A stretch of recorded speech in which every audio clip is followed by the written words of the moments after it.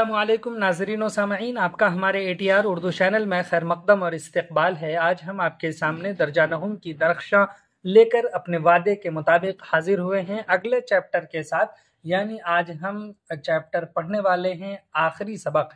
یہ ایک مختصر افسانہ ہے۔ اس سبق کے رائٹر ہیں الفانسو دادے۔ ہم الفانسو دادے کے بارے میں اس سے پہلے پڑھ چکے ہیں، یہاں پر ان کا جو افسانہ ہے وہ ہم پڑھیں گے، اور یہ ایک ٹرانسلیٹ افسانہ ہے کسے فرانسیسی زبان سے اردو میں۔ اس کا عنوان رکھا ہے آخری سبق۔ تو دیکھیے، اس روز صبح کو میں بہت دیر میں اسکول روانہ ہوا، اسکول گیا تھا، اور دل ہی دل میں سہم رہا تھا، ڈر رہا تھا کہ ماسٹر صاحب آج ضرور بگڑیں گے اور برسیں گے، یعنی غصہ کریں گے، ہمیں ڈانٹیں گے۔ زیادہ ڈر اس خیال سے تھا کہ موسی ہیمل نے کہہ رکھا تھا۔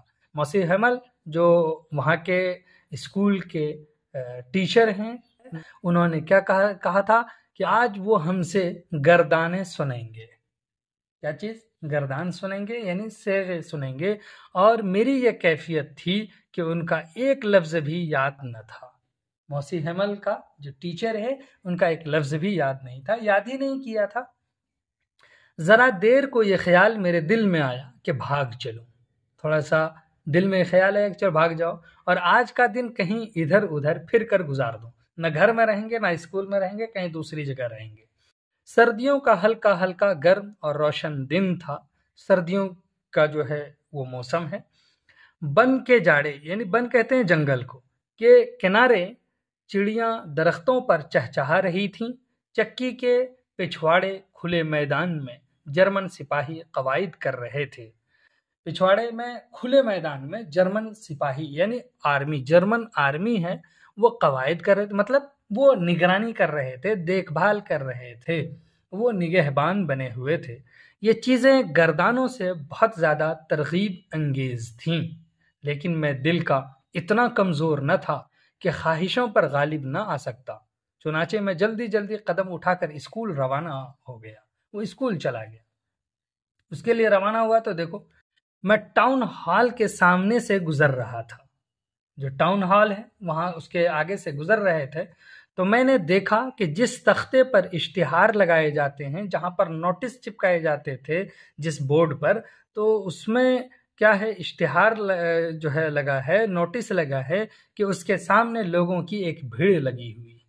پچھلے 2 سالوں سے جو بری خبر بھی آئی تھی، وہ اشتہارات کے اسی تختے پر سے پہلے پہل پڑھی گئی تھی۔ فوجوں کی شکست یعنی ہار کی خبریں، اعلانات، فوجی افسروں کے احکامات وغیرہ۔ چنانچہ گزرتے گزرتے میں نے سوچا، اب کیا قصہ ہو گیا، اب کیا واقعہ حادثہ ہو گیا ہے کہ یہاں پر بھیڑ لگی ہوئی۔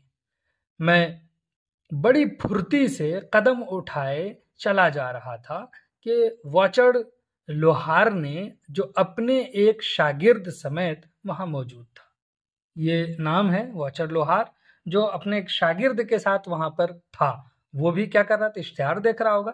اشتہار پڑھنے کے بعد پکار کر مجھ سے کہا، وہ پڑھا پھر مجھ سے کہا کہ میاں صاحب زادے، اتنی جلدی میں کیوں ہو؟ اسکول پہنچنے کے لیے بہت وقت ہے، پہنچ جاؤ گے، بہت جلدی میں ہو، کیا کوئی خاص بات ہے؟ میں نے سوچا، یوں ہی میری ہنسی اڑا رہا ہے۔ وہ خیال آیا دل میں کہ میرا جو ہے مذاق اڑا رہا ہے۔ چنانچہ میں نے اس کی پرواہ نہ کی اور ہانپتا کانپتا موسی ہیمل کے ننھے سے باغیچے میں جا پہنچا۔ اس کی ہم کچھ سنے نہیں، اور ہم جو ہے دوڑ کر کے جیسے بھی ہوا پھرتی سے ہم ان کے باغیچے میں پہنچے۔ عام طور پر جب اسکول میں پڑھائی شروع ہوتی تھی تو ایسی گہما گہمی سی ہو جاتی تھی جس کی آواز باہر سڑک پر سے سنائی دیتی تھی۔ کہیں ڈیسک کھلتے اور بند ہوتے تھے، کہیں سب مل کر بڑی اونچی آواز میں سبق دہراتے اور ہاتھ کان پر رکھ لیا کرتے تھے۔ یعنی یہ پڑھائی کے دوران کا جو وقت ہے، وہاں پر جو ایک آوازیں ہوتی تھیں اس کے بارے میں بتا رہے ہیں کہ ماحول کیسا رہتا تھا وہاں۔ ساتھ ساتھ استاد کا بھاری رول بار بار، جو ان کا ایک ڈنڈا ہے، وہ رول کے نام سے یہاں لکھا ہے، میز پر یعنی ٹیبل پر برستا رہا کرتا تھا، اس پر بجتا رہتا تھا، اس پر گرتا تھا، اس سے آواز آتی تھی۔ لیکن آج ہر طرف چپ چاپ تھی، بالکل خاموشی چھائی ہوئی تھی۔ میرا خیال تھا کہ شور و غل میں بغیر کسی کو نظر پڑے اپنے ڈیسک پر جا پہنچوں گا۔ جو اس کا بینچ ہے جہاں پر وہ بیٹھتا تھا، ڈیسک پر وہ جا کر بیٹھ جائے گا۔ یہ کیا معلوم تھا کہ مدرسے میں آج اتوار کی سی خاموشی کا عالم نظر آتا ہے، یعنی اتوار کے دن چھٹی ہوتی ہے تو اس دن بالکل خاموشی ہوتی، تو ویسا جو ہے منظر تھا۔ کھڑکی سے جھانکا تو دیکھا کہ تمام ہم جماعت اپنی اپنی جگہ پر بیٹھ چکے ہیں۔ جو ان کے کلاس میں پڑھنے والے تھے، کلاس فیلو اس کو ہم جماعت کہتے ہیں، تو کلاس فیلو اپنی اپنی جگہ پر تھے، اور موصیب حیمل لوہے کا ہیبت ناک رول بغل میں دبائے جماعت میں ادھر ادھر ٹہل رہے ہیں۔ وہ ادھر سے ادھر آ جا رہے تھے، اسی آنے جانے کو کہہ رہے ہیں کہ وہ ٹہل رہے ہیں۔ اب اس کے سوا چارہ نہ تھا، اب اس کے سوا کوئی چارہ نہ تھا کہ دروازہ کھول کر سب کی نظروں کے سامنے اندر داخل ہوں، اور اس وقت سب کی نظروں کے سامنے داخل ہونے میں بہت تکلیف ہوتی ہے، بہت ڈر محسوس ہوتا ہے۔ آپ خود تصور فرما سکتے ہیں کہ شرم اور خوف کے مارے، خوف یعنی ڈر کے مارے میری حالت کیا رہی ہوگی، یہ اندازہ آپ بآسانی کر سکتے ہیں۔ پر کچھ بھی نہ ہوا۔ موسی حیمل نے مجھے دیکھا اور بڑی شفقت سے کہا، بہت ہمدردی اور مہربانی سے کہا، فرینڈز میاں جلدی سے جا کر اپنی جگہ پر بیٹھ جاؤ، ہم تمہارے بغیر ہی سبق شروع کرنے والے تھے۔ میں جلدی سے بینچ پھلانگ کر گزرا اور اپنی جگہ پر جا بیٹھا۔ جب ڈر ذرا کم ہوا اور میرے حواس درست ہو گئے تو اس وقت میں نے دیکھا کہ ماسٹر صاحب نے اپنا خوش نما ہرا کوٹ، جھالردار قمیض اور سیاہ ریشم کی ننھی سی کامدار ٹوپی پہن رکھی ہے۔ جب ڈر کم ہوا، جو اپنی اصلی حالت پہ وہ آیا، تب وہ یہ سب غور کر رہا ہے، تو دیکھا الگ انداز سے ماسٹر جو ہے آئے ہوئے ہیں۔ یہ وہ لباس تھا جسے وہ صرف معائنہ یا تقسیم انعام کے روز پہنا کرتے تھے۔ اس کی خصوصیت بتا دی، یا تو وہ نگرانی کے وقت، دیکھ بھال کے وقت، یا پھر جب پرائز جو ہے ڈسٹریبیوٹ ہوتا تھا اس وقت پہنتے تھے۔ اس کے علاوہ تمام مدرسہ کچھ عجیب طرح انوکھا اور متین کہتے ہیں بالکل یعنی اسٹریٹ سا نظر آ رہا تھا۔ لیکن جس بات پر مجھے سب سے زیادہ اچنبھا ہوا، تعجب ہوا، وہ یہ تھی کہ پچھلی نشستیں یعنی پچھلی جگہیں، پلیسز جو عام طور پر خالی رہا کرتی تھیں، آج ان پر ہماری طرح گاؤں کے دوسرے لوگ بیٹھے ہوئے تھے، یعنی گاؤں سے بھی لوگ آئے ہوئے تھے، ان نشستوں پر، ان خالی جگہوں پر، پلیسز پر بیٹھے ہوئے تھے، وہ بھی کچھ سننا چاہ رہے تھے۔ بوڑھا ہوسر اپنی تکون ٹوپی پہنے بیٹھا تھا، ہوسر وہ بھی بیٹھا ہوا تھا وہاں۔ اس کے علاوہ شہر کا پرانا میئر، پرانا پوسٹ ماسٹر اور کئی لوگ بھی موجود تھے۔ ہر شخص اداس نظر آتا تھا، ہر شخص کے چہرے پر ایک طرح سے افسردگی چھائی ہوئی تھی، غمگین تھا۔ بوڑھا ہوسر بازار سے ایک قاعدہ لے آیا تھا۔ جو ہوسر تھا وہ بازار سے ایک گرامر کی بک لے آیا تھا، اسے کھول کر اپنے زانوؤں پر رکھ لیا تھا، اپنے جانگ پر رکھ لیا تھا، اور اس کے صفحوں پر اس کی اینک رکھی ہوئی تھی، اس کا چشمہ اس پر رکھا ہوا تھا۔ میں ان انوکھی باتوں پر حیران ہی ہو رہا تھا کہ موسی حیمل اپنی کرسی پر بیٹھ گئے اور اسی متین و شفیق آواز سے جس میں مجھ سے بات کی تھی بولے۔ بڑی شفقت اور ہمدردی بھرے لہجے میں انہوں نے کہا کہ میرے بچوں، آج میں تمہیں آخری سبق دوں گا۔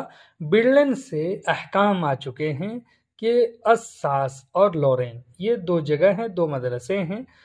لورین کے مدرسوں میں صرف جرمن زبان پڑھائی جائے، کل نیا ماسٹر آ جائے گا۔ گویا کہ ہم یہاں سے جا رہے ہیں، دوسرے لوگ آئیں گے، وہ پڑھائیں گے، یہاں صرف جرمنی زبان پڑھائی جائے گی، فرانسیسی زبان ختم ہو جائے گی۔ تو اب ہمارا کیا کام ہے؟ صرف جرمن زبان پڑھائی جائے گی، کل نیا ماسٹر آ جائے گا۔ یہ تمہارا فرانسیسی کا آخری سبق ہے۔ میں چاہتا ہوں آج تم بہت متوجہ رہو، آج تم بہت دھیان سے سنو۔ یہ لفظ کیسے بجلی کی طرح میرے دل پر گرے۔ آپ کمبختو، اسی بات کا اعلان تم نے ٹاؤن ہال کے باہر لگا رکھا تھا، یعنی اسی چیز کو انہوں نے ٹاؤن ہال کے باہر لگا رکھا تھا۔ تو دیکھیے آگے پیراگراف میں اسی چیز کی وضاحت کر رہا ہے، کہہ رہا ہے کہ میرا فرانسیسی کا آخری سبق، مجھے تو ابھی لکھنا بھی نہ آیا تھا، یعنی ہم فرانسیسی لکھنا بھی نہ سیکھے تھے کہ آخری سبق ہو گیا، اب میں کچھ بھی نہ سیکھ سکوں گا۔ جہاں ہوں وہیں رک کر رہ جاؤں گا؟ مجھے کتنا قلق ہوا، کتنا رنج اور دکھ ہوا۔ قلق رنج اور دکھ کو کہتے ہیں تکلیف کو۔ میں اپنا سبق یاد نہ کیا کرتا تھا، گھونسلوں سے چڑیوں کے انڈے چرانے اور دوسرے کھیلوں میں وقت کھونے نکل جایا کرتا تھا۔ کتابیں جو ذرا دیر پہلے میرے لیے مصیبت بن رہی تھیں اور اٹھائے نہ اٹھتی تھیں، گرامر اور فرینچ کی کتابیں اب ایسی پرانی دوست معلوم ہو رہی تھیں کہ جن سے رشتہ توڑنا کسی طرح ممکن نہ نظر آتا تھا۔ اس طرح موسی ہیمل کی بابت یہ خیال کہ اب وہ جا رہے ہیں اور پھر کبھی نہ ملیں گے، ان کے رول اور ان کی سخت مزاجی کی یاد کو دل سے مٹائے دے رہا تھا۔ جانے والے کے تعلق سے ایسی ہی فیلنگز آتی ہیں جو فیلنگ یہاں پر لکھا ہے۔ کم نصیب شخص، اس آخری سبق کے اعزاز میں آج تو نے بہترین جوڑا پہن رکھا ہے۔ اب میں نے سمجھ لیا کہ شہر کے بوڑھے آج کیوں پچھلی نشستوں پر بیٹھے ہوئے ہیں، اس لیے کہ آج انہیں بھی رہ رہ کر قلق ہو رہا تھا کہ زیادہ دنوں اسکول کیوں نہ گئے۔ وہ اپنے طریق پر اس شخص کا شکریہ ادا کر رہے تھے جس نے 40 سال تک نہایت خلوص و دیانت سے ان کی خدمات انجام دی تھیں۔ وہ اپنی سمجھ کے مطابق اس مادر وطن کی تعظیم مطلب اس کی تکریم، اس کی بڑائی، اس کی عزت کرنے کو جمع ہوئے تھے جس کے وہ اب مالک نہ رہے تھے۔ میں یہ سب کچھ سوچ ہی رہا تھا کہ اتنے میں میرا نام لیا گیا۔ اب سبق سنانے کی میری باری تھی۔ اس وقت کوئی مجھ سے میرا سب کچھ لے لیتا اور تمام خوفناک گردانے مجھے کسی ایسی طرح سکھا دیتا کہ میں بلند آواز سے واضح طور پر یعنی صاف، بغیر کسی غلطی کے انہیں دہرا سکتا، لیکن چند لفظ ہی بول کر میں رہ گیا۔ دونوں ہاتھوں سے ڈیسک کو پکڑ رکھا تھا، دل دھڑک رہا تھا، نظریں اٹھانے کی جرات نہ پڑتی تھی، ہمت نہ ہوتی تھی۔ موسی ہیمل نے مجھ سے کہا، جب اس طرح کی کیفیت تھی تو ٹیچر نے کہا، فرینڈز، میں تمہیں برا بھلا نہ کہوں گا، تمہارا جی برا ہوگا، لیکن دیکھو ہر روز تم اپنے دل میں کہتے رہے ابھی بہت وقت پڑا ہے، میں کل اپنا سبق یاد کر لوں گا، اور آج اس کا کیا نتیجہ نکلا؟ اساس کی، یعنی یہ نام ہے اس مدرسے کا، کہ سب سے بڑی بد نصیبی یہ ہے کہ وہ اپنی تعلیم کو کل پر ڈالتا رہتا ہے۔ اب دشمن کیا کہا کریں گے کہ یہ لوگ اپنے آپ کو کہتے تو فرانسیسی ہیں، لیکن انہیں نہ فرانسیسی بولنا آتا ہے نہ لکھنا۔ لیکن ننھے بچے، اس میں صرف تیرا ہی قصور نہیں، ہم سب کے سب مجرم ہیں، ہم سب کے سب قصوروار ہیں، غلطی کرنے والے ہیں۔ تمہارے ماں باپ کو تمہیں تعلیم دینے کا کچھ زیادہ شوق نہ تھا، وہ اس بات کو ترجیح دیتے کہ تم کسی کھیت یا چکی میں کام شروع کر دو، گھر کی آمدنی میں تھوڑا بہت اضافہ ہو جائے، اور میں بھی قصوروار ہوں۔ کئی مرتبہ بجائے اس کے میں تمہیں سبق پڑھاؤں، میں نے تم سے یہ نہیں کہا کہ جاؤ میرے باغیچے کے گملوں میں پانی دے آؤ۔ جب میں مچھلی کے شکار کو جانا چاہتا تو اس روز اسکول میں چھٹی نہ کر دیتا تھا۔ اس طرح ایک بات سے دوسری بات نکالتے نکالتے موسی ہیمل نے فرانسیسی زبان پر گفتگو شروع کر دی اور کہا کہ یہ دنیا کی سب سے پیاری، سب سے واضح اور منطق کے مطابق زبان ہے۔ کون سی؟ فرانسیسی۔ اس وقت اس بے بس زبان کی حفاظت، اس بے بس زبان کی حفاظت اور اسے اپنے میں زندہ رکھنا ہمارا فرض ہے۔ جو غلام قومیں اپنی زبان کو یاد رکھتی ہیں، اپنے قید خانے کی چابی گویا ان کے ہاتھ میں رہتی ہے۔ اس کے بعد موسی ہیمل نے قواعد کی کتاب کھولی اور ہمیں سبق پڑھایا۔ میں حیران تھا کہ آج سبق کیوں دل میں اترا جا رہا ہے۔ وہ کچھ بھی کہتے بہت سہل، یعنی بہت آسان اور آسان معلوم ہوتا تھا۔ سہل بھی آسان کو کہتے ہیں اور آسان یہاں پر ہے۔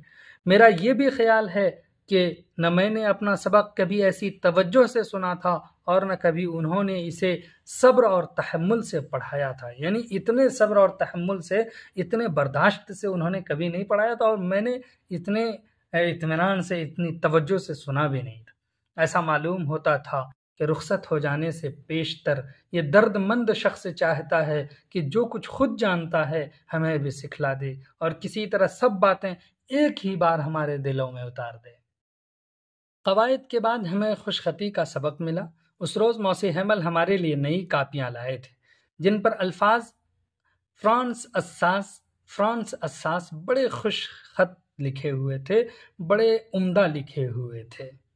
ہمارے ڈیسک کے اوپر ننھی ننھی چھڑیاں کھڑی کر کے کاپیاں ان پر ٹانگ دی گئی تھیں اور ٹنگی ہوئی وہ ایسی معلوم ہوتی تھیں گویا تمام کمرے میں ننھی ننھی جھنڈیاں لہرا رہی ہیں۔ اس روز آپ دیکھتے کہ ہر طالب علم کس طرح اپنے کام میں مصروف تھا، اپنے کام میں بزی تھا، اور جماعت میں یعنی کلاس میں کیسا سکوت طاری تھا، کیسا سناٹا تھا، کیسی خاموشی تھی۔ آواز تھی تو محض یعنی صرف قلم کے کاغذ پر چلنے کی۔ ایک بار چند بھنورے کمرے میں گھس آئے پر کسی نے ان کا خیال بھی نہ کیا۔ ننھے بچوں نے بھی ان کی طرف توجہ نہ کی۔ وہ اپنی کاپیوں پر مچھلی پکڑنے کی کارٹونی تصویر ایسے انہماک سے ٹریس کر رہے تھے، اس پر ہاتھ پھیر رہے تھے۔ ٹریس کرنا ہاتھ پھیرنے کو کہتے ہیں، گویا یہ بھی فرانسیسی سیکھنے کا ایک حصہ تھا۔ باہر چھت کے کنگروں پر کبوتر بیٹھے ہلکے ہلکے غٹر گوں کر رہے تھے۔ میں نے اپنے دل میں کہا یہ لوگ کبوتروں کو بھی جرمن میں غٹر گوں کرنا سکھائیں گے۔